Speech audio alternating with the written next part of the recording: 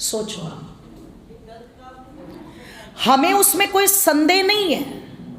हम अपने माइंड को पूरी तरह से प्रिपरेशन करके बैठे हैं कि हम सब मनुष्य हैं, पर ईश्वर हमें संदेश दे रहे हैं कि ये जो शरीर है, ये जो बॉडी स्ट्रक्चर है, ये तो मैंने तुम्हें मनुष्य वाला दे दिया,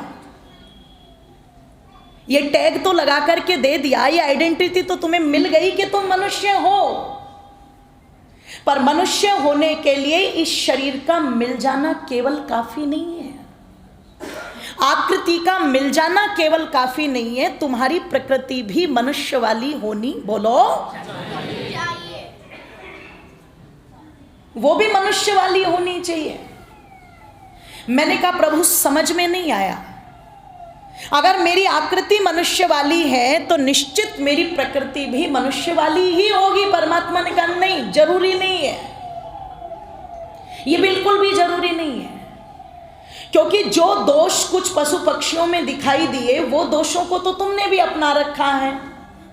इसलिए मंत्र आ गया, उल्लू किया तुम, सुशलू किया तुम, तू उल्लू की चाल मत चल, तू भेड़िए की चाल मत चल, तू कुत्ते की चाल मत चल, तू सांप की चाल मत चल। ये संदेश क्यों दिया गया? कुत्तों के अंदर, श्वान के अंदर एक दोष होता है कि वो अपनी ही बिरादरी को देख करके कभी खुश नहीं होता। अगर एक पड़ोस में कोई श्वान रहता है और दूसरे पड़ोस का कोई श्वान वहां पर आ जाए तो ऐसा हालचाल उसका पूछ करके भेजता है कि वो दोबारा आने की हिम्मत, बोलो, नहीं करता। द्वेष की प्रवृत्ति। अगर 10 भेड़े हैं, आप 2 भेड़ों का भोजन रखना, 2 भेड़ों का भोजन वो 10 भेड़े आपस में खा भी लेंगी, और सुबह आप देखोगे कमरा खोल के एक दूसरे के ऊपर बड़े प्यार से मुंह रख करके वो आपको लेटी हुई मिलेंगी। अगर 10 कुत्ते हैं तो 50 कुत्तों का भोजन रख दो आप एक कमरे में, 50 कुत्तों का भोजन फुल क्वांटिटी, और 10 कुत्ते बंद कर दो आप उस कमरे में। सुबह भोजन तो यूं ही मिलेगा, पर किसी का कान, किसी की पूंछ, किसी का कुछ, किसी का कुछ, सब अलग अलग मिलेगा। द्वेष की प्रवृत्ति, ईमानदारी से बताना, आज हो सकता है वहां वो द्वेष की प्रवृत्ति कम नजर आए, पर मनुष्य में वो द्वेष की प्रवृत्ति, जोर से बोलो, ज्यादा। इसलिए एक बात बड़ी कही जाती है बहुत जोरों शोरों के साथ में, बड़ी साधारण सी बात है कि व्यक्ति उतना अपने दुख से दुखी नहीं है जिसरा दूसरों के, बोल दो जरा, जितना दूसरों के सुख से दुखी है। अच्छा, किसी ने कोई बड़ी बिल्डिंग बना ली तो समस्या क्या है, पर पड़ोसी को तो इतनी समस्या है कि बेचारे को बीपी की गोली खानी पड़ रही है उसको। और उससे पूछो भैया तुम तो बिल्कुल ठीक ठाक थे, सही थे, बीमार कैसे पड़ गए? अरे बोले पड़ोसी की कोठी ने बीमार कर दिया। मैं कि भले आदमी, इसकी कोठी से तू कैसे बीमार हो गया? अरे इसकी कोठी जमीन पे है, इससे तेरा क्या मतलब? अरे बोले जमीन पे थोड़ी ना, मेरे सीने पे रखी हुई है ये तो। अच्छा सा भूकंप आए और ये गिरे तो मैं ठीक हूं। ये वास्तविक स्थिति है। ईश्वर कहते हैं, परमात्मा कहते हैं, जिसके अंदर ये द्वेष की प्रवृत्ति आ गई, जो अंदर ही अंदर जल रहा है, अंदर ही अंदर भुन रहा है, सहनशीलता का जिसमें लेश मात्र भी अंश नजर नहीं आता, चाय इतनी नहीं उबलती जितना आज व्यक्ति उबलता है क्रोध में, और हाथ हिला करके तुरंत बोल देते हैं। ध्यान रखना, बाहर वालों की बात नहीं कर रही हूं, अपनों की बात कर रही हूं।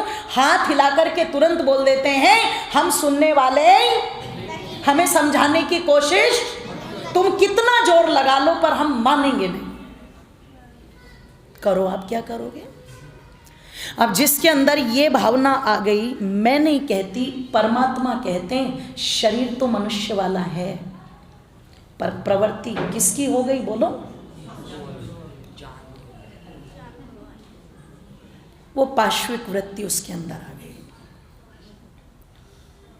सांप को कहा कि वो टेढ़ी चाल चलता है, सांप ने कहा मुझे बदनाम मत करो, मुझे बिल्कुल बदनाम मत करो, टेढ़ा चलना ये स्वभाव है, ये मुझे ईश्वर ने दिया, ये मेरा स्वाभाविक ज्ञान है। हमें इसलिए नहीं कहा जाता सांप तू सांप बन जा, कुत्ते तू कुत्ता बन जा, क्योंकि हमें तो ईश्वर ने बना करके भेज दिया। जितने ज्ञान की हमें आवश्यकता उतना परमात्मा ने दे दिया, ना हम उसको घटा सकते और ना हम उसको बोल दो जरा हमें क्या कहोगे आप। टेढ़ा चलना मेरा स्वभाव है, मैं इसलिए टेढ़ा चलता हूं, लेकिन जब मैं अपने बिल में घुसता हूं तब तो पर बोले ये मनुष्य महाराज तो ऐसा है कि ये बाहर भी टेढ़ा और घर में भी टेढ़ा, ये कहीं सीधा चलने को तैयार ही नहीं है। मुझसे क्यों तुलना कर रहे हो? ये जो स्थिति इस प्रकार की जब बन जाती है तब परमात्मा कहते मनुर्भव मनुष्य बन। ये बिच्छू की प्रवृत्ति, ये सांप की प्रवृत्ति, ये भेड़िए की प्रवृत्ति, ये तेरे लिए नहीं। तू मानवता को धारण कर। इसलिए मैंने नहीं कहा, परमात्मा कहते हैं वेद में मनुर्भव, तुम मनुष्य हो नहीं, बन जाओ। अब मैंने सोचा बनाने के लिए कौन सी व्यवस्था है देखूं तो जरा। तो जब संसार में दृष्टि दौड़ाई तो पता लगा डॉक्टर बनाने हैं तो बहुत सारे मेडिकल कॉलेज हैं, इंजीनियर बनाने हैं तो बहुत सारे इंजीनियरिंग कॉलेज हैं। आपको अगर कलेक्टर बैरिस्टर बनाने हैं तो कोचिंग सेंटरों की कोई कमी नहीं है, कॉलेजों की कोई कमी नहीं है। आपको अगर वकील जज बनाने हैं तो लॉ कॉलेजों की कोई कमी नहीं है। आपको आईपीएस पीसीएस बनाने हैं तो कोचिंग सेंटरों की कोई कमी नहीं है। लेकिन क्या गारंटी है कि मेडिकल कॉलेज में डिग्री होल्डर लेकर के डॉक्टर बनने वाले मनुष्य बने? कुछ ऐसे भी डॉक्टर मिल जाते हैं जो वेंटिलेटर पर मरे हुए मरीज के भी पैसे गिनवा लेते हैं। इसका मतलब डॉक्टर तो बन गया, पर कह दो जरा मनुष्य नहीं बना। बहुत सारे इंजीनियर ऐसे मिल जाएंगे जो रिश्वत लेकर के, घोटाला करके, घटिया मटेरियल लगा करके पुल बना दिया, पुल टूटा, लोग मर गए। इंजीनियर तो बन गया, पर बोल तो दो BHL वालों एक बार, नहीं बना। अगर वो पता लगा कि बहुत बड़ी रैंक का ऑफिसर बन गया डिफेंस के अंदर और अपने देश को बेचने का काम कर रहा है, तो डिग्री होल्डर बना, बड़ा ऑफिसर बना, लेकिन मनुष्य नहीं। इसलिए परमात्मा कहते हैं मनुर्भव मनुष्य बना। तो मैंने सोचा कोई तो ऐसे स्थान हो जहां पर लिखा हुआ हो मनुर्भव, यहां मनुष्य बनाए जाते हैं। तो ऐसे लोक में तो कोई स्थान नहीं मिला। मैंने सोचा ये मंदिर मस्जिद इतने बने हुए हैं, इनमें जाकर के देखूं, इनमें तो कहीं मनुष्य बनते होंगे। पर हैरानी हुई कि जब मस्जिद में गए तो वहां बोल रहे थे मुसलमान बनो, मंदिर में गए तो नारे लगा रहे थे हिंदू बनो, चर्च में गए तो नारे लगा रहे थे ईसाई बनो, गुरुद्वारे में गए तो नारे लगाए जा रहे थे बोल दो जरा। क्या बात थी, मनुष्य बनने वाला संदेश तो वहां भी नहीं मिला। और तब लिखना पड़ा कवि को और मुझे कहना पड़ा कि आज उलझने में उलझी है दुनिया, कि आज उलझने में उलझी है दुनिया, कोई सुलझाने वाला नहीं है।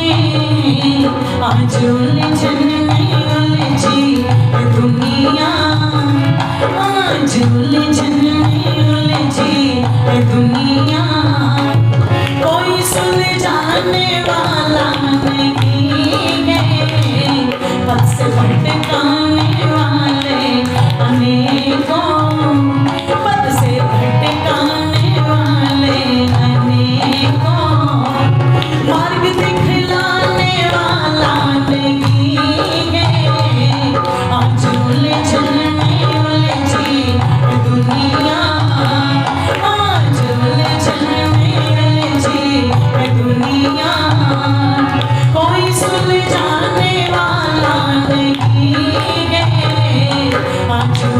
छाने